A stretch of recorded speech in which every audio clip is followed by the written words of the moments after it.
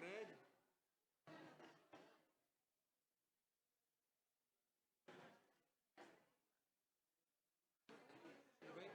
Acho que eu vou botar a mesa para trás, vou ficar na frente da mesa. Essa mesa é enorme.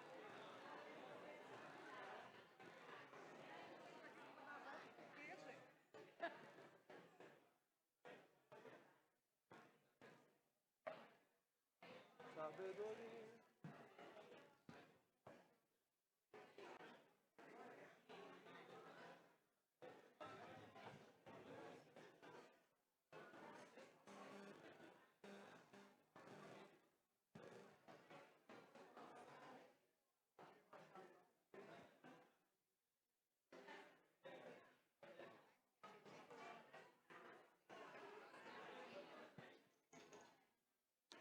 Estamos na contagem regressiva para começar a nossa aula de escola dominical.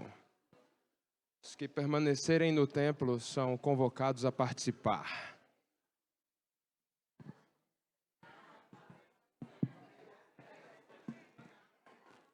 Posso usar esse aqui?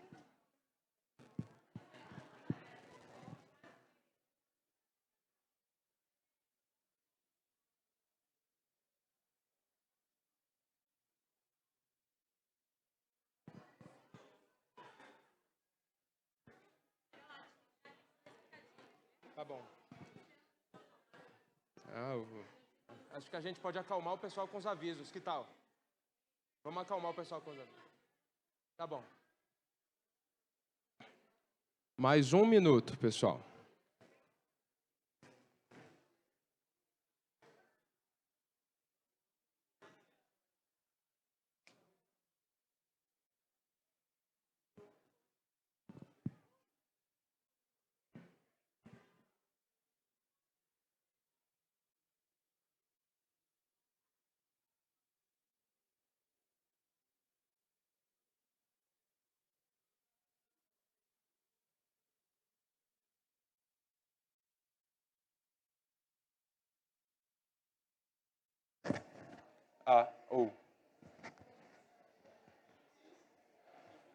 Bem. Guedinho me ouve bem? Guedinho, consegue me ouvir bem aí? Aqui. Opa. Ô, Renan. Você quer dar um aviso? Não. Só se ajeita aqui. Aí fica para você. Nosso consultor aqui de som. Só para dar uma... Deixa. Irmão, bom tê-lo aqui, viu? Todos me ouvem bem aqui? Legal, hein? Tá bom. Joia.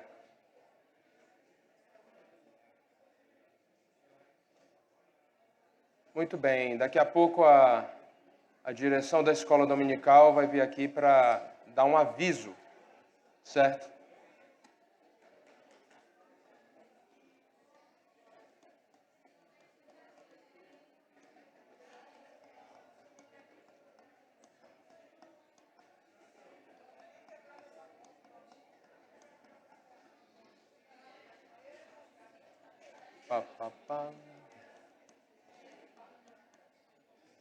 Muito bem. Quero aproveitar que nós já estamos começando a nossa escola dominical, e enquanto a Silvana não vem aqui para dar um aviso, nós vamos ter um momento de oração, tá bom?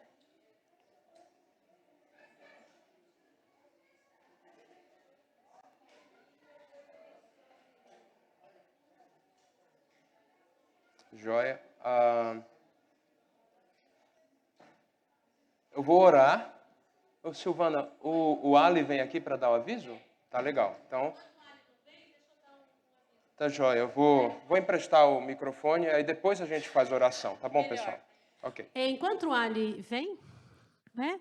Ele vai dar um recado muito importante, mas enquanto isso, irmãos, hoje a gente começa a sincronia. O que é a sincronia?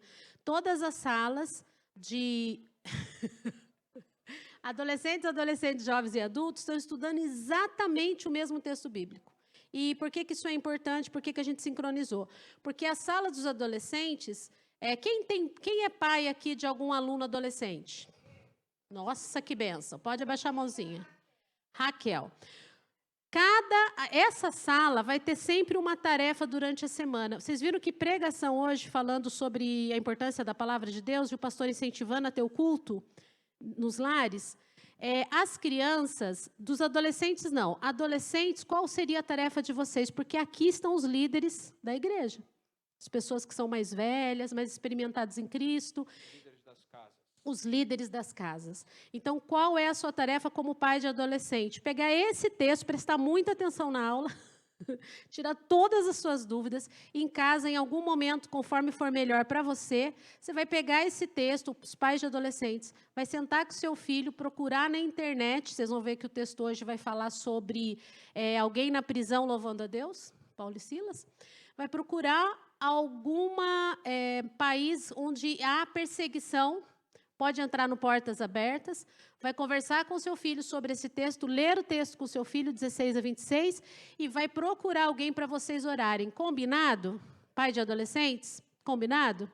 Essa é a devocional sua com seu filho. Nós viemos de uma série de estudos, né? Falando sobre a importância do pai, não foi? Vocês tiveram tantas pessoas diferentes, então agora a gente vai pôr em prática. Pai de criança do maternal. Ó, aqui temos pai do maternal, pai do juniores, não. Juniores e pai de adolescentes. Você tem as três fases. Ele contribui com o Ministério Infantil da igreja. Bastante, com os filhos. O que você vai ter que fazer? Cada criança de cada sala, maternal, pré-primário, primário e juniores, eles vão receber um envelope que vai estar na mochilinha. E aí você abre, está lacrado. A criança não pode abrir. É você que vai ter que abrir o pai, ler. É uma devocional daquilo ali e tem uma atividade. Tá bom? Então, por favor. Onde vai ser a entrega do material? As crianças, o pai que vai buscar, porque maternal são pequenininhos para virem sozinhos. Tá? Já está com a professora vai entregar para você. Agora, primário já é maior e juniores também. A gente lacrou, mas eles mesmos vão ter na mochila, cobra deles. Tá bom? Agora, o recado do Ali para não perder. Bom dia, irmãos. Eu gostaria de convidá-los para a terceira conferência de PGs, que vai ser semana que vem aqui na igreja, das 4 às 10 horas.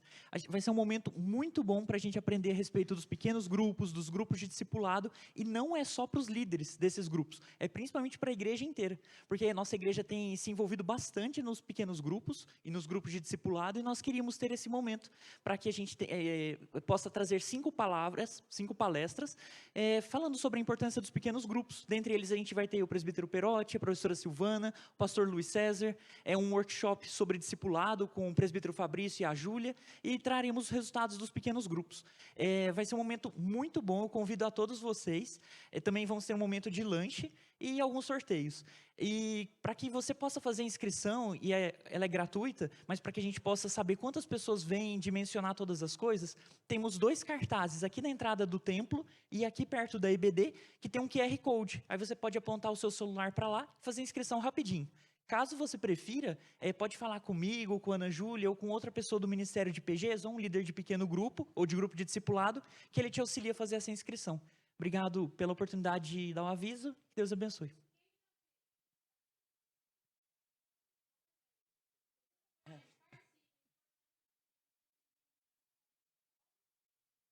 Amém, muito obrigado. Vamos orar. Obrigado, Senhor, porque nós estamos juntos aqui. Nós te agradecemos, ó Pai, porque nós separamos esse tempo na nossa agenda para estudar a Tua Palavra, aprender com o que os nossos irmãos viveram, ó Pai, naquela época, depois da ascensão de Cristo, nos primórdios da igreja. E nós te pedimos, Senhor, que a experiência deles, relatada no livro de Atos, ó Pai, seja para nossa edificação, para nosso aprendizado e nossa motivação, ó Pai, que sejamos transformados aqui pelo ensino da Tua Palavra. Peço que Tu me ajudes, ó Pai, a falar conforme a Tua vontade, para que o Teu nome seja glorificado, ó Pai, pelos frutos, ó Pai, que se manifestarem em nossas vidas. Em nome de Jesus. Amém. Tá a lição 13 ali, mas é a 29ª ou 30ª aula que nós estamos tendo sobre Atos. É aula pra caramba que vocês já tiveram. Vocês vão sair daqui com um doutorado em Atos? Não, não vão. Vocês vão aprender bastante, né? Já têm aprendido.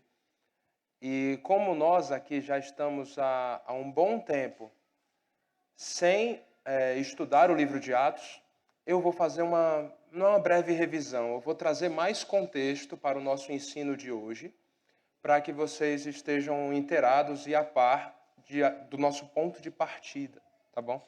Eu gosto de dar aula com contexto, vocês sabem, mas eu sempre começo com o slide de objetivo. Eu escolhi um versículo-chave para a nossa aula de hoje. Hoje é Atos 16, de 16 a 26. Pode deixar sua Bíblia aberta nessa passagem, a gente não vai fugir muito dela, tá? E o versículo tema é por volta... isso é uma mensagem de teste, tá? Se você tiver uma placa ABC 1, 2, 3, 4, você pode vender e ganhar o dinheiro, que vai a leilão. É uma placa muito legal, tá bom? Por volta da meia-noite, Paulo e Silas oravam e cantavam louvores a Deus, e os demais companheiros de prisão escutavam. Esse é o versículo-chave que eu escolhi para a lição de hoje. Nossos objetivos é observar as atividades de Paulo, motivar-se a aprender com as experiências de Paulo e Silas e sua equipe, e aplicar-se à transformação de nossa fé e da prática cristã em nossas vidas. Tá? Panorama aqui, onde estamos? Eu apresento esse slide em toda a aula nossa para a gente ver em que lugar da jornada do livro de Atos a gente está. E hoje nós estamos no capítulo 16, onde Paulo está chegando à Grécia. Então, Paulo, nas suas viagens até então, ele só tinha passado pela região ali da Turquia, né, e Chipre, e agora ele está chegando à região da Grécia. Ele tinha chegado antes, né, na aula anterior, tinha falado da conversão de Lídia. A conversão de Lídia e o batismo de Lídia e da sua família é o primeiro batismo de uma pessoa na Europa. Embora Lídia não fosse nativa da Europa, Lídia era nativa de Tiatira, que é onde é Turquia, é uma das 7 igrejas da Ásia que aparece no livro de Apocalipse. A conversão de Lídia é a primeira relatada na visita de Paulo à região da Grécia, né? Quando é falado lá no começo do livro de Atos 16, passa a Macedônia e ajuda-nos. A Macedônia é uma região no norte da Grécia, tá? Então, às vezes eu vou falar Grécia, às vezes eu vou falar Macedônia, mas a Macedônia é uma parte da Grécia, tá? Então, é onde ele está, e o Marshall, né, que é o comentário azulzinho, fala missão a Macedônia e a Acaia, tá bom? Acaia é a Grécia propriamente dita, o resto da Grécia ali, tá bom?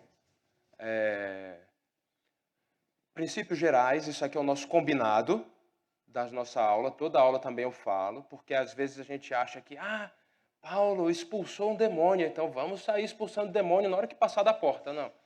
É um livro histórico que relata um período de transição, é um livro primariamente descritivo, porém para que possamos aplicar algum dos ensinos do livro de forma prescritiva, a gente precisa observar outros textos bíblicos para confirmar sua interpretação. Então, alguns dos ensinos que nós temos na passagem de hoje, a gente vai apresentar algumas passagens que conversam com essas passagens para que a gente possa elaborar algum ensino em cima. E com base também, o nosso combinado aqui, é no princípio da revelação progressiva. Ali no início da igreja, os sinais acompanhavam a mensagem pregada para que a igreja pudesse ter um avanço mais rápido. Certo? Entre outras coisas. Não vou gastar muito tempo aqui, porque eu repito essa ladainha toda vez. Tá bom? Então, tenham paciência comigo. Tá? A primeira viagem de Paulo, a gente já cobriu essa viagem por completo aqui nas nossas aulas. Por onde Paulo passou? Paulo saiu de Antioquia, que é ali no norte daquela região de Israel, hoje ali é Síria. Eles atravessaram a ilha de Chipre, depois foram ao norte, para onde é Turquia hoje, e fizeram um trajeto, né, no sentido horário, e depois, quando chegaram em Derbe, voltaram no sentido anti-horário, e voltaram e pegaram um barco direto de volta para a região de Antioquia. Foi assim a primeira viagem. Já passamos, missão dada, lição coberta já pela nossa aula aqui. Então, aconteceram algumas coisas em Atos 15, Eu estou trazendo o contexto de Atos 15 porque hoje a nossa aula é no miolo de Atos 16. Então, como já faz 2 meses e meio que a gente teve essa nossa última aula, né, que não foi exatamente essa aqui, precisa revisar porque vocês estão... precisa fazer um aquecimento aqui. Teve o problema da circuncisão em Atos 15, aí teve o concílio de Jerusalém, no qual houve uma discussão a respeito de quais obrigações religiosas os não-judeus precisavam cumprir, se eles eram obrigados a cumprir a lei mosaica por completo. Chegou-se a um consenso de que eles tinham que, na verdade, procurar viver uma vida piedosa e viver uma vida de santidade, guardar-se incontaminado do mundo. Esse foi o consenso ali do concílio de Jerusalém. Então, Paulo, depois do concílio em Jerusalém, ele voltou para Antioquia e ele decidiu retomar assim, o seu ministério missionário de viagens, visitando as igrejas que ele tinha plantado. Então, esse era o objetivo inicial, primário da viagem.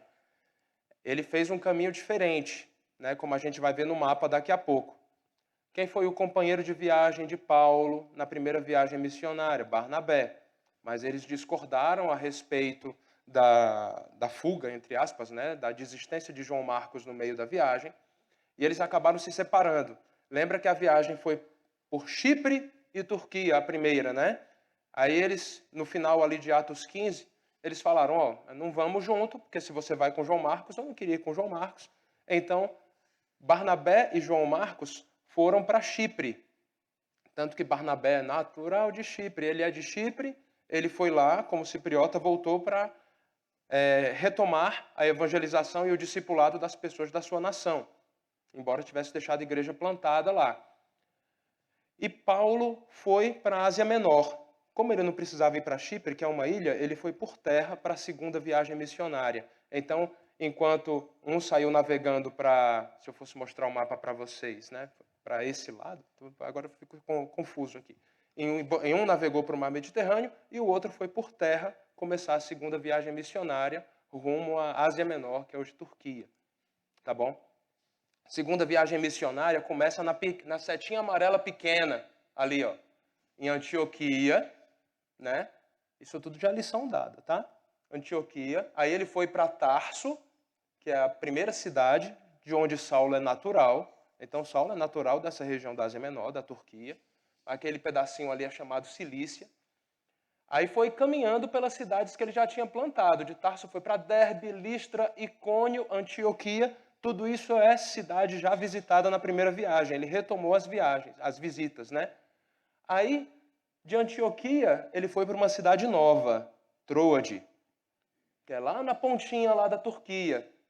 Aí foi ali em Troade que ele teve uma visão, que é um varão macedônio que falou para ele, passa a Macedônia e ajuda-nos, no começo do capítulo 16. E aí ele foi para Macedônia, que é em Filipos, que tem a setona amarela lá em cima, que é onde acontece a nossa história de hoje. Tá? 12:8, tudo bem? Acompanhando até agora a revisão. Ele passou por Listra, e quando Paulo e Silas passaram por Listra, eles juntaram Timóteo à equipe. Era Paulo, Silas, e na equipe é Lucas também que está lá. Lucas, ele acompanha a equipe, tanto que em boa parte do relato hoje aparece nós, porque Lucas, o autor do livro de Atos, está junto com Paulo e Silas, vivendo aquela experiência. Né? E aí em Troade ele recebeu a visão para ir à Macedônia e aconteceu a primeira conversão, que foi de Lídia em Filipos, a primeira conversão na Europa relatada na Bíblia. Tá? Lembrando que Turquia é a Ásia, a Grécia, Europa. Tá? A cidade de Filipos é o lugar onde acontece a nossa história de hoje, que é a carta, quando se fala carta de Paulo aos Filipenses, né? Filipenses são os habitantes de Filipos, onde havia uma igreja plantada por Paulo. O nome original da cidade era Crenides. Em 360 a.C., ela foi nomeada Filipos em homenagem ao Filipe II, o rei da Macedônia. E essa cidade foi abandonada no século XIV, após a conquista pelos otomanos e queda no século seguinte ali do Império Romano do Oriente. E aí essa cidade hoje são só ruínas, na verdade, onde havia a antiga cidade de Filipos, aí as suas ruínas são patrimônio mundial pela Unesco. Essas ruínas já foram bastante exploradas pelos arqueólogos e os achados arqueológicos naquela cidade substanciam o relato de hoje. Por exemplo, a gente vai ver na história que o Paulo e Silas eles foram arrastados do chamado lugar de oração, que ele conta no livro, na carta aqui, no livro de Atos, até a Praça Central. E por que na Praça Central? Porque os arqueólogos já viram que na Praça Central era onde as coisas aconteciam, não somente de comércio, mas também de aplicação da lei. Então eles levaram para a Praça Central, que é onde os pretores ficavam, que eram as autoridades romanas na cidade. Tá bom? Então, ou seja, Filipos é um lugar físico conhecido, cujos achados arqueológicos substanciam a história que a gente está contando hoje. Tá? Perote, a história de hoje é verdade? Tá? Então, além de estar na Bíblia, vocês estão dentro da igreja aqui porque vocês provavelmente acreditam no que está na Bíblia, a arqueologia ainda confirma, ainda concorda com alguns pontos da história que a gente conta hoje. Tá? Não dá para achar na arqueologia, achar a roupa de Paulo, você não vai achar. Mas, assim, pelo menos você acha relatos que concordam com a história. Tá bom? No tempo de Atos, Filipos era uma cidade estratégica. Era a porta de entrada para a Europa, para onde vinham visitantes provenientes da Ásia. Quando falo Ásia, a Turquia. Ela se localizava na Via Inácia. A Via Inácia, ela cortava o norte da Grécia, né, do que é Grécia hoje, de leste a oeste. Ela vinha desde aquela pontinha. Você está vendo uma linhazinha vermelha lá em cima do mapa? Vocês conseguem ver? Sim, não. Sim, estão vendo, né? Beleza, aquela linhazinha vermelha lá em cima é a Via Inácia. A Via Inácia, ou seja, se você vinha da Ásia e passava ali por cima, onde era a cidade na época chamada Bizâncio, que é Istambul hoje, tá? Ali em cima, você ligava Bizâncio, que ali em cima é Estreito de Bósforo, né? que separa a Europa da Ásia, e você conseguia ir até uma cidadezinha na outra ponta, que você navegava 100 quilômetros, chegava, fazia uma conexão com a Via Ápia, que era uma outra estrada que ia direto para Roma. Então você vê que era uma cidade importante numa estrada importante. Tipo São José dos Campos, na beira da Dutra, que liga Rio a São Paulo. Tá? Fazendo uma analogia aqui com vocês. Tá? Ela tinha essa localização estratégica, porque assim, uma das virtudes do Império Romano que facilitaram a propagação do Evangelho eram as estradas. Então, lembrem-se desse contexto que a gente está vivendo aqui. Tá? Pronto, Perote, já deu contexto pra caramba. O pessoal que estava 2 meses e meio sem aula sim, né? Sem aula de Atos, tá? Já vamos voltar aqui para a Bíblia. Então, vamos para Atos, capítulo 16, de 16 a 18. Abram a Bíblia, por favor. 16 a 18 fala assim: Aconteceu que, indo nós para o lugar de oração, veio ao nosso encontro uma jovem possuída de espírito adivinhador, a qual, adivinhando, dava grande lucro aos seus donos. Seguindo a Paulo e a nós, gritava, dizendo: Estes homens são servos do Deus Altíssimo e anunciam a vocês o caminho da salvação. Isto se repetiu por muitos dias.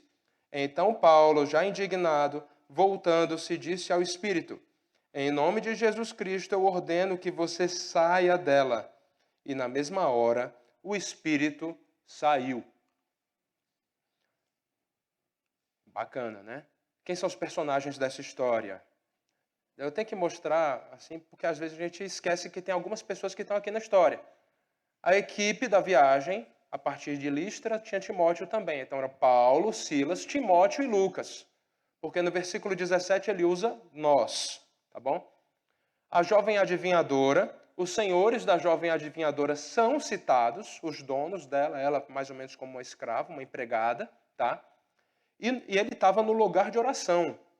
Paulo e Silas, quando se dirigiam ao lugar de oração, era porque tinha pessoas ali que ouviam, além de eles orarem, pessoas ali presentes presenciavam a pregação do evangelho. E Paulo pregou naquele lugar por vários dias. Em um desses dias, Lídia se converteu. Tá? E o lugar de oração ele aparece descrito no versículo 13, que é assunto da aula passada. Tá bom? Eu já falei, no lugar de oração era o lugar onde Paulo e Silas pregaram para Lídia e para outras mulheres. E essa mulher aparece no versículo 16, a jovem, né? Ela era possuída de um espírito adivinhador. Tem um contexto religioso aqui, que a palavra, né, denota que era uma divindade da época, né, que aparece a palavra Piton, né, que era a divindade que mexia com as pitonisas lá também daquela época, né, sacerdotisas de um determinado culto lá, oriundo da história de Apolo. Muito bem. E essa jovem, ela era assolada por um demônio, na verdade, que a assistia, né, que a ajudava, né? E esse demônio, o adivinhador, provavelmente trazia informações secretas. A gente, no nosso contexto tradicional, a gente pouco fala a respeito de demônios, mas é importante a gente observar que, embora Satanás não seja onisciente, não seja onipresente, ele conta com uma equipe de demônios, a Bíblia ensina, certo? E esses demônios estão em todo lugar. Assim como Satanás estão rodeando a terra e passeando por ela, como fala lá no livro de Jó. E eles conseguem coletar bastante informação e também eles conseguem perceber a forma como as pessoas agem e reagem. Dominam o campo da psicologia, de certa forma. A análise da linguagem corporal, tudo que você fala. Essa informação, de certa forma, né, a gente pode pressupor que ela é sistematizada, de alguma forma, para poder aperfeiçoar os demônios na atividade da tentação, na atividade de dificultar a vida dos crentes. E essas informações que eram coletadas, de alguma forma, eram sopradas ao ouvido daquela mulher, e esse era o espírito adivinhador. E ela conseguia falar algumas coisas que eram verdadeiras. E o que a jovem dizia ali, vem cá, a jovem falava: estes homens são servos do Deus Altíssimo e anunciam a vocês o caminho da salvação. Verdade ou mentira? Verdade. Mas não é porque fala a verdade que a pessoa que fala é uma pessoa boa, certo? Ou uma pessoa que está com boa vontade. Tá? Qual é o ponto aqui? Né? Tem uma artimanha que o diabo usava aqui, é que ao prestar louvor ou reconhecer a origem correta daqueles homens, tinha um pouco de maldade ali. A prática da adivinhação é proibida, né, conforme fala em Deuteronômio 18:10, e é repetido em 2 Reis 17:17. E esse contexto de 2 Reis é bem grave, porque o povo de Israel, isso aqui o autor de 2 Reis explica, e não é nem um profeta falando, é o autor explicando. A linguagem do texto de 2 Reis é muito interessante de ver. Não foi o profeta que se levantou, o autor é bem didático. Ele fala assim, ó, o povo de Israel foi para o cativeiro assírio por causa disso, disso. Tinha adivinhadores no seu meio, né? Ou seja, o fato de haver prática de adivinhação no meio do povo de Israel era um dos motivos pelos quais o povo foi escravizado. E Jesus também, tá? Falando, ainda dando um pouco mais de contexto sobre essa prática de adivinhação e sobre a prática de ter demônios louvando, Jesus não aceitou isso. Se você for lá em Lucas capítulo 4, por 2 oportunidades, no versículos 34 e 35, e também no 41, os demônios aparecem dizendo que Jesus é o Filho de Deus, tal. Eles prestam um louvor a Deus. O que Jesus fez? Agradeceu e reconheceu que era verdade? Não. Mandou que se calassem. Mandou que os demônios se calassem. Por quê? Porque não queria associação com coisa ruim, com capeta, com qualquer outra palavra que você queira usar para falar de Satanás. E Jesus reagiu imediatamente. Na hora mandou cale-se para os demônios. Mas o relato que a gente vê aqui no nosso texto, gente... Deixa eu abrir minha Bíblia aqui. O relato que a gente vê aqui no nosso texto fala assim, ó. Isto se repetiu por muitos dias, na minha tradução aqui, que é a Nova Almeida atualizada.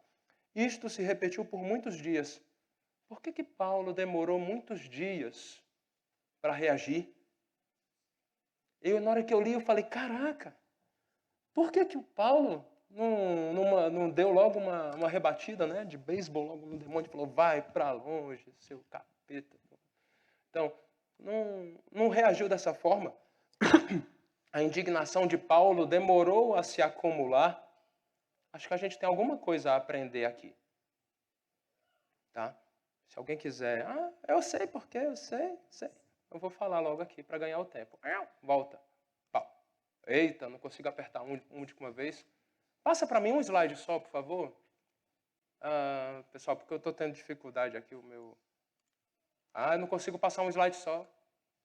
Passa um slide só para mim, por favor, que eu estou apertando e está clicando, está passando de 2 em 2. Aí, obrigado. Por que Paulo demorou para agir?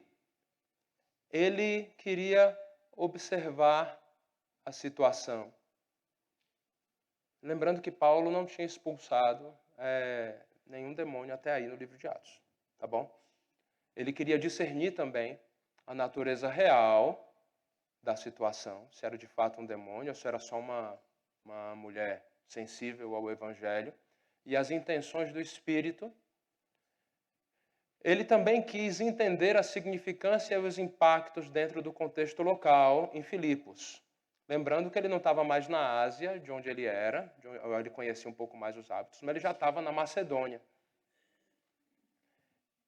E onde havia também oposição contra os judeus. Tá? A gente vê logo depois que esse cenário de oposição fica super claro. E por último, ele queria também evitar conflito imediato que o impedisse de pregar a palavra. Já teve experiências de Paulo na primeira viagem em que ele enfrentou oposição e ele foi espancado até a morte e arrastado para fora da cidade. E só não morreu porque Deus não quis. Porque o objetivo dos caras era matar Paulo. Mas por que Paulo demorou para agir? Né? É uma pergunta que a gente se faz. E a segunda pergunta que alguém pode dizer, podia deixar o demônio falar, né? Mas a gente já viu que não é por aí. Paulo agiu assim para fazer a vontade de Deus e evitar percepção de sincretismo religioso. Paulo não podia ser visto como mais uma religião dentre aquela miríade de religiões e de ídolos que havia no Império Romano e achar que concordava com tudo aquilo. Ou que o discurso de uma mulher adivinhadora, que tinha um espírito adivinhador, uma mulher, no final das contas, endemoniada, de certa forma, concordasse com o discurso dele. Então Paulo tinha que matar aquilo no ninho. E ele matou no ninho, mas levou alguns dias para tomar essa decisão. O objetivo dele era evitar associações com Satanás e os demônios. Vou tentar passar aqui, tá? Aí, passou. As aplicações que a gente pode fazer sobre essa postura de Paulo. Temos muito a aprender aqui, tá? Mas, infelizmente, o tempo é limitado, tá? Em primeiro lugar, a gente tem que pensar antes de agir. Pensar antes de agir, porque às vezes você quer ser justiceiro, você quer fazer a coisa que é aparentemente certa, mas você aplica muita energia na sua ação.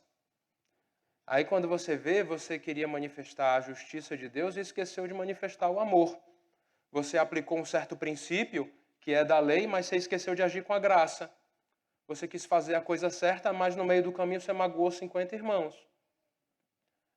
Mas não importa, o que importa é que a palavra de Deus seja feita. A vontade de Deus, ela é muito mais ampla e complexa do que alguma interpretação mais simplista. Então, Paulo, ao aguardar um pouco mais, embora ele tivesse indignado, esperou um pouco para fazer o que era certo. E também, de certa forma, para medir as consequências às quais ele estaria exposto. E ele precisaria enfrentar essas consequências. Como enfrentou? Porque na passagem seguinte, pessoal, o que acontece é violento. Violento. Tecnicamente falando, isso aí deve resumir bem o que aconteceu em seguida. Então pense bem na sua vida, no contexto em que você vive, para aplicar essas coisas. Acho que a gente tem um tanto para aprender com Paulo aqui. Agora, Atos 16, 19 a 26, né? O irmão Nascimento trouxe uma verdade aqui para nós. Volta, Brasil. Vamos ler aqui. Alguém quer fazer algum comentário? Agora é um bom momento para fazer um comentário, se você quiser. 3. 2. Vamos lá. Deixa eu levar o comentário. Hã? Muitos comentários, né? Eu estou vendo aqui, né? Mas assim, um de cada vez, por favor. Se alguém quiser fazer um comentário, tá? Beleza. Ok. Obrigado pela participação a todos. Atos 16, de 19 a 26. Muito bem. Na verdade, eu acho que tem muito para a gente refletir aqui. Porque tem alguns princípios que podem aparecer conflitantes, né? Se eu fosse voltar aqui um pouquinho com vocês. As pessoas podem achar que você não deve dar lugar ao diabo, né? Isso é um princípio muito correto. Por outro lado, a gente deve aplicar esse princípio com sabedoria. E talvez Paulo entendesse naquele momento que se ele fizesse um milagre um pouco mais drástico, que foi o que aconteceu, a oportunidade de pregar o evangelho para o pessoal que ficava no lugar de oração, que era um ponto de encontro à beira do rio, se perderia. Como de fato se perdeu. Depois, né, ele precisou, por conta do rebuliço, sair da cidade, mas o que aconteceu aqui era para que ele pudesse ganhar o tempo necessário para evangelizar aquelas pessoas ali. Então ele ponderou e pensou a respeito. Isso é o que nós achamos que aconteceu, porque a Bíblia não é clara, mas a gente, pela interpretação das circunstâncias, leva a crer. Tá bom? Agora, no versículo 19 em diante, né, eu vou ler de uma sentada agora, do 19 ao 26. Fala assim, ó. Quando os donos da jovem viram que se havia desfeito a esperança do lucro, agarraram Paulo e Silas e os arrastaram para a praça à presença das autoridades. E, levando-os aos magistrados, disseram: estes homens, sendo judeus, perturbam a nossa cidade, propagando costumes que não podemos aceitar nem praticar, porque somos romanos.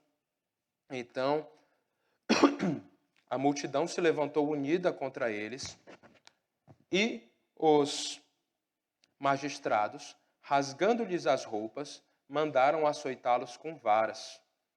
E depois de lhes darem muitos açoites, os lançaram na prisão, ordenando ao carcereiro que os guardasse com toda a segurança.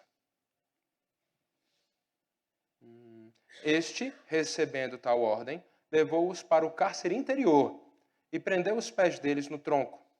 Por volta da meia-noite, Paulo e Silas oravam e cantavam louvores a Deus, e os demais companheiros de prisão escutavam. De repente, sobreveio tamanho terremoto que sacudiu os alicerces da prisão. Todas as portas se abriram e as correntes de todos os presos se soltaram.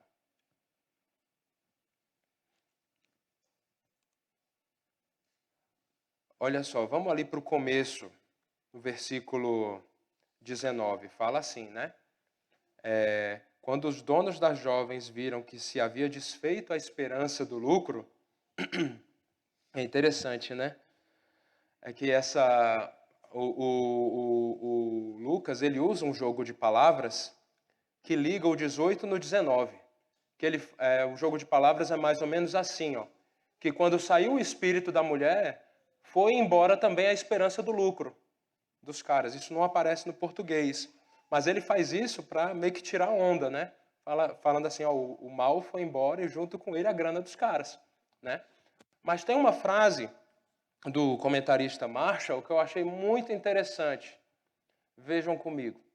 O evangelho verdadeiro arruína os negócios dos que tiram lucro ou vantagem das superstições e vícios humanos. O evangelho verdadeiro arruína os negócios dos que tiram lucro ou vantagem das superstições e vícios humanos. Eu não sei se o Marshall pensou em algumas coisas que eu pensei também. Tá? Bora, Brasil. Passa para mim um slide, por favor, que tá temperamental hoje o controle remoto. Passa para mim mais um. Por exemplo, apostas esportivas. apostas esportivas. Meus filhos reparam, papai, já reparou que todas as propagandas aqui no jogo de futebol, a gente vendo na TV, são de bet? Já reparou que o patrocínio dos 2 times é de bet? Já reparou, isso aí, cara, as crianças, que o principal patrocinador do campeonato do Brasileirão é uma bet? Então é muito interessante a gente ver a oficialização da bagunça, a oficialização do vício no jogo. E não ache que você, jogando, vai conseguir ganhar algum dinheiro e dar o dízimo e vai estar tudo ok? Porque não é assim que funciona, tá? Não é assim que funciona. Eu sei que não é o caso da maioria dos irmãos aqui, mas pode haver alguém que tenha dúvida sobre isso. E aí o meu objetivo é resolver essa sua dúvida. Tá bom? Não entra nessa barca furada. Que é uma frase que a gente fala em estatística, é a banca sempre vence. A banca sempre vence. Bom dia, irmãos. E a gente tem visto também que nessa euforia de cristãos que anda muito na moda, né? Muitos adolescentes, muitos jovens e adultos, né? Entrando nessa onda, né? Deus vai abençoar, né? Deus está abençoando a minha vida e começa a incentivar, né, os cristãos, porque na cabeça dessas pessoas, Deus está abençoando. Uhum. Então, assim, prosperidade, A Deus vai bênção abençoar. vai ruir rápido, né? Isso. Daqui Então, assim, a gente tem visto muitas pessoas indo por esses caminhos, né? E é triste. E assim, tem, às vezes, o jogo, o vício, ele se disfarça de outras formas, tá? Aí talvez eu me aproxime mais da realidade de alguns aqui presentes, né? Por exemplo, investimentos de risco. Eu lembro que eu tinha um colega, amigo meu, colega de faculdade, que ele perdeu todo o dinheiro no mercado de opções, derivativos.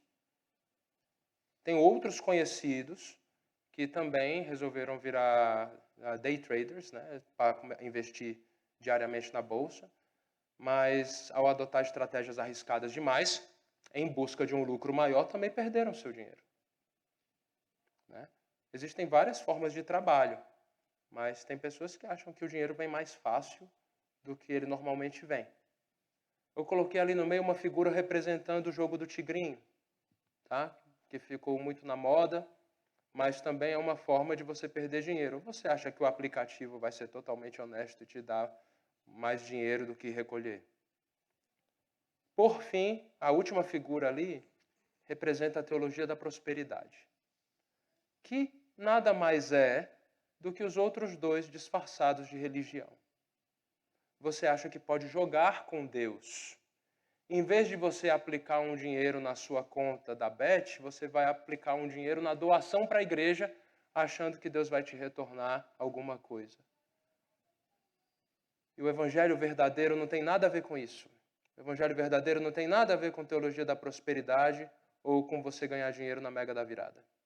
Tem nada a ver com isso. E o evangelho verdadeiro vai arruinar essa sua má impressão. Chegou a hora de mudar as suas práticas. Né? A gente tem várias histórias assim de conhecidos, né, que jogam regularmente na Mega Sena.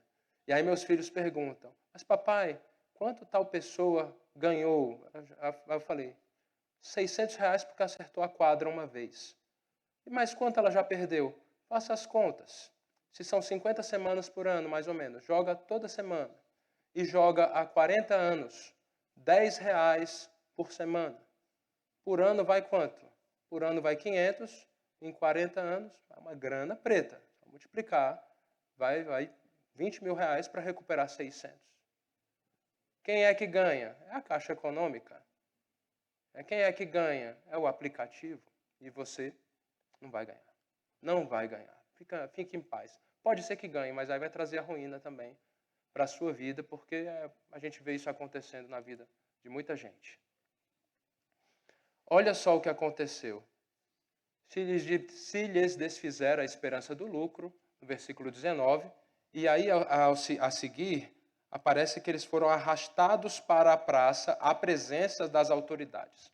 Eu estudei um pouco os mapas e esse os arrastaram para a praça tem um trajeto que pode ser de 1 a 4 quilômetros. Imagina. Então, para serem arrastados para a praça, não é um trajeto curto. Se você olha assim onde fica Filipos, onde ficam os rios próximos, né, em cuja margem talvez tivesse o lugar de oração, não sei qual rio que era, porque tem uns 3 rios que passam ali perto, e os comentaristas não falam. Cara, os donos da menina não arrastaram sozinhos. Provavelmente eles tinham amigos por perto que foram convencidos a fazer essa remoção de Paulo e Silas até um lugar onde eles fossem julgados, que seria a praça central de Filipos. Embora Timóteo e Lucas estivessem juntos, somente Paulo e Silas foram arrastados. Por quê? Por quê? Porque eram mais bonitos? Porque eram mais fraquinhos? Porque Paulo era baixinho? Eu fico pensando, por quê? Então, existem várias opiniões que os comentaristas dão, e para responder essa eu usei até a inteligência artificial. Sério, cara, muito louco. Inteligência artificial é serviço do reino, pessoal. Né? Você encaixa a pergunta certa, ele lista as respostas para você, né? Mas ele lista as fontes embaixo. Então, parêntese grande, toda vez que você fizer uma pergunta meio capciosa para a inteligência artificial, você vai ter que checar as fontes que a inteligência artificial usou, porque às vezes ele interpreta errado. Tá? Então, assim, só para fazer uma pergunta dessa, meia hora para ter uma resposta consistente, para eu não falar bobagem para os irmãos. Tá? Olha, o Brunão tem um comentário aqui. Errei.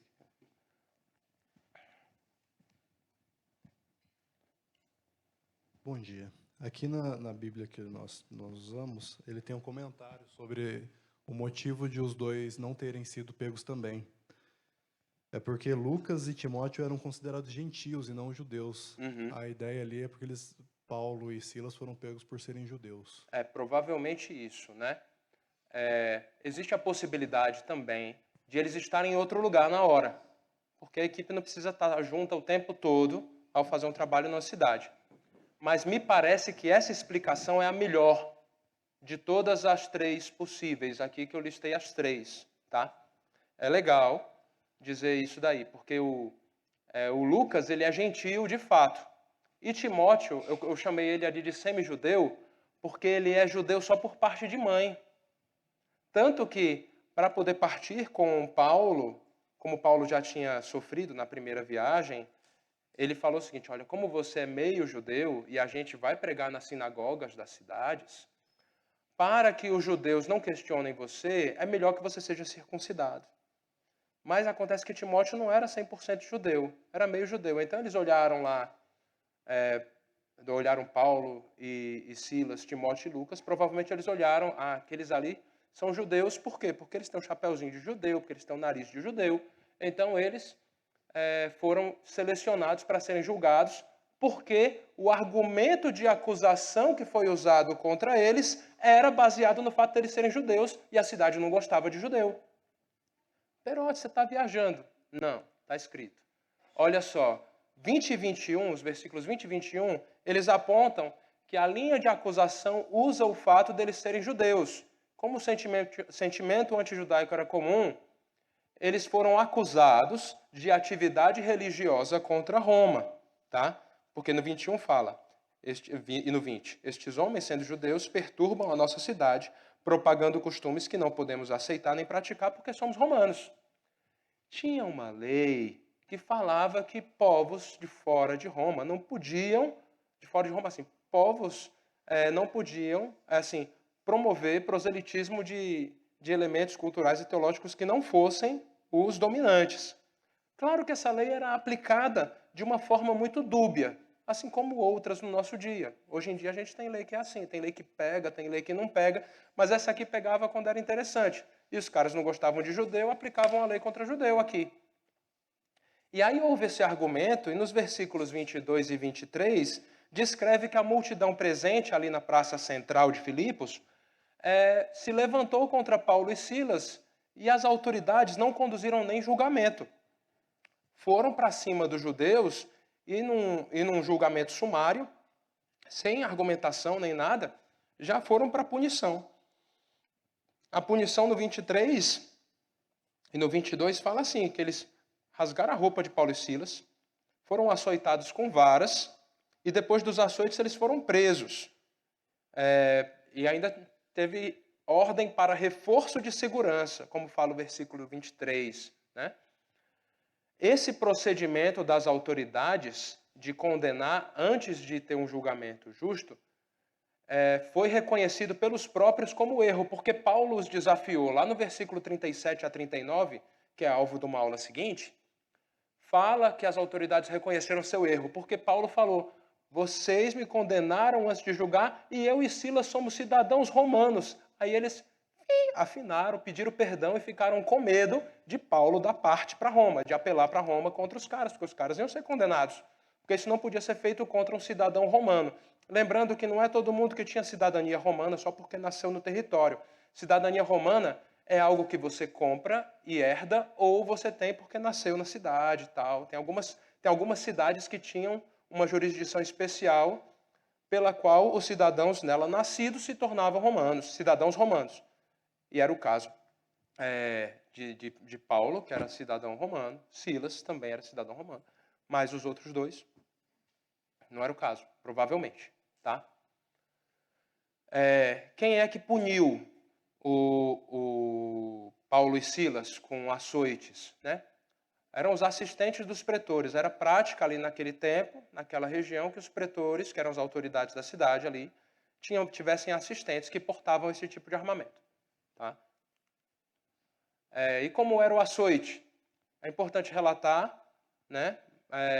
Eram varas ou chicotes, às vezes, não necessariamente nesse caso. Tá? Aqui nesse caso, ele descreve, um comentarista, né, que eu li, ele descreve que nesse caso provavelmente era um açoite feito com ponta de madeira. Então era um tremendo de uma pancada. Imagina, vocês já viram aquela arma que usa muito em arte marcial, que é o nunchaku, que é um bastão com uma corrente, um outro bastão? Agora imagina um monte desses bastões presos numa ponta. Então, assim, é uma lambada de vários nunchakus ao mesmo tempo no lombo do cidadão. Então, essas varas ou chicotes, né, dilaceravam a pele se tivessem essas pontas aí de osso ou metal aí para poder cravar, e na hora que sai arrancando pele com tudo. Se não tiver, provoca contusões sérias, né? No contexto judaico, para não exceder o tempo, assim, o número de açoites permitidos, né, pela lei, era 40 menos 1, porque o permitido era 40, então eles davam 39, porque se errasse a conta, não passava de 40. Isso era o objetivo. Mas acontece que no contexto romano, 40, 50, contar em numeral romano devia ser muito difícil, então os caras já batiam assim o quanto fosse. Errei, tem problema. Não bateu direito, bate novo. Então, era uma situação diferente aqui, muito ruim para a vítima, para o condenado. Tá? Percebam o seguinte, né? Quando o carcereiro recebeu ordem, o carcereiro é um dos personagens principais da próxima aula, o carcereiro recebeu ordem para que os guardasse com toda segurança no final do 23. E aí no 24, levou eles para uma cela, que é chamada cárcere interior, que fica no miolo da prisão. Para fugir dali, ele tem que passar por tantos estágios, tantas camadas de segurança, que ele estava muito bem guardado, porque ele foi levado para um lugar chamado cárcere interior. E além disso, para não ter risco de fugir, ainda teve os pés presos a um tronco. Sabe aqueles negócios que você já deve ter visto em desenho animado ou em filme, que você fica com a perna presa na madeira, que desce tipo um negócio que tem um buraco, o pé fica preso? Então eles não iam conseguir sair, não iam conseguir andar. Se eles conseguissem se colocar de pé, eles iam andar desse jeito, com a perna presa a um tronco. Então não iam conseguir imprimir velocidade para ter fuga.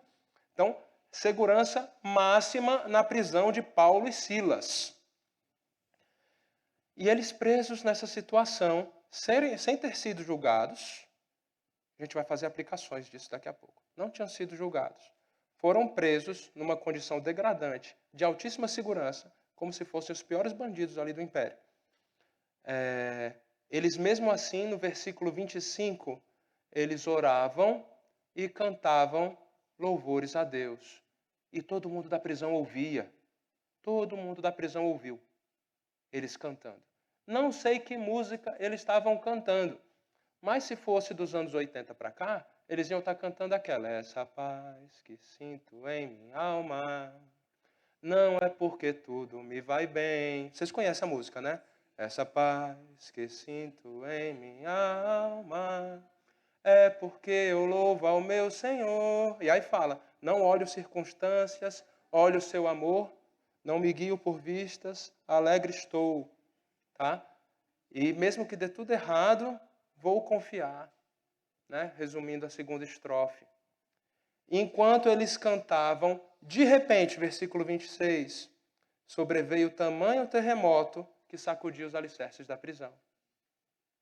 Essa sacudida na prisão, eu não sei se foi mecânico ou foi sobrenatural, mas eles sacudiram a prisão de um jeito que todas as trancas destrancaram. Eu acho que é mais sobrenatural, porque você tem que sacudir de um jeito certinho ali para uma fechadura se abrir. Então, sobrenaturalmente, todas as portas se abriram. As trancas que prendiam os pés deles no tronco, as trancas que prendiam provavelmente as mãos acorrentadas, tudo isso se abriu. E as correntes de todos os presos, não somente Paulo e Silas, mas todos os presos se soltaram. Nossa, Perote, mas para que soltou todo mundo? Né? Não era só um milagre para Paulo e Silas? É porque, a partir dessa, assim, de todo mundo ficar solto, né? O objetivo de Deus era causar uma situação de pavor no carcereiro, e a partir dessa situação de pavor, o carcereiro se converteu. Mas isso é assunto da próxima aula. Agora eu estou acabando, e esse é meu último slide. Como nós reagimos à provação? Eu tenho 3 crianças em casa. E eles têm um senso de justiça muito peculiar. Não vou dizer que é exacerbado, porque se fosse exacerbado é porque era bom. É errado mesmo o senso de justiça deles, né? E eles o tempo todo falam, né? O tempo todo não. Pelo menos uma vez por dia a gente dá alguma determinação para eles e eles falam: isso não é justo. Parece o Calvin ali na esquerda, né? Isso não é justo. Né? Aí eu falo para eles assim: se você clamar por justiça, a sua situação é muito pior. Vou dar um exemplo. Né? Isabel tem 11 anos, Samuel tem 8. Aí eu dou uma certa concessão, um certo direito para Isabel. E o Samuel fala: isso não é justo, eu também quero. Aí eu falo: peraí, você está pedindo por justiça? Então tá. Se eu fosse aplicar algum senso de justiça, por exemplo, eu posso te dar isso. Eu te dou a ele, mas é daqui a 3 anos, que a sua irmã é 3 anos mais velha do que você. Então ela recebeu aos 11 anos, você vai receber também aos 11 anos, se eu me lembrar. Certo? Aí ele, não é justo. Aí é o caos. Aí eu falo: por isso vocês não deviam pedir por justiça. Porque se vocês pedirem por justiça, vocês estão lascados. Por exemplo, eles pedem assim, por um presente, por alguma coisa, aí eu digo: não vou dar. Isso não é justo. Falei: você quer saber o que é justo? O que é justo é que você seja disciplinado, que você não se comportou bem. Mas eu estou te dando graça e misericórdia, e é por isso que você tem que pedir. Então, às vezes na provação, você se pega igual o Calvin, falando: isso não é justo. Isso não é justo. Mas se você receber o que é justo para você, meu querido, nós sabemos onde você devia estar. Você devia ser morto instantaneamente e devia passar a eternidade no inferno. Essa é a justiça. Mas se você recebe graça e misericórdia, você é perdoado pelos seus pecados. Você é alvo da salvação de Deus. E aí você tem acesso à vida eterna. Mas é só por graça e misericórdia. Se você se pegar dizendo: estou passando por tal coisa, isso não é justo. Não se engane. Não se engane. Para que você está nesse mundo? É para glorificar a Deus. Você está nesse mundo para glorificar a Deus. E Ele vai te moldar, igual a segunda figura, igual um oleiro faz com um vaso de barro. E esse processo de moldagem inclui, às vezes, Ele te desmanchar e te refazer. Né? Pode até jogar um pedaço de barro fora. mas a forma que você vai ter no final, a pintura que você vai receber no final, e naturalmente vai ter que passar pelo fogo, né? Porque essa massa de argila vai ter que secar. Aí sim, no final, o produto será muito bom. Mas não peça por justiça. Se você pedir por justiça para você mesmo, né? Para o seu próprio benefício, o que vai vir não é o que você espera, não é o que você se julga digno, tá? Um ponto importante, né?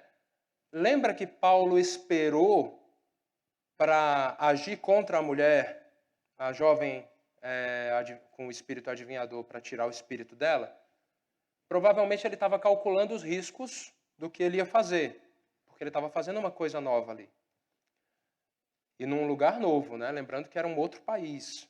Gente, provavelmente o dano foi muito maior, porque Paulo achava que ele, como cidadão romano, talvez recebesse até um julgamento um pouquinho mais criterioso, e não recebeu. E pelo jeito que ele se queixou no versículo 37, parece que foi pior. Mas ele reagiu, mesmo sendo injustiçado aos olhos da lei romana, com paz, amor e graça.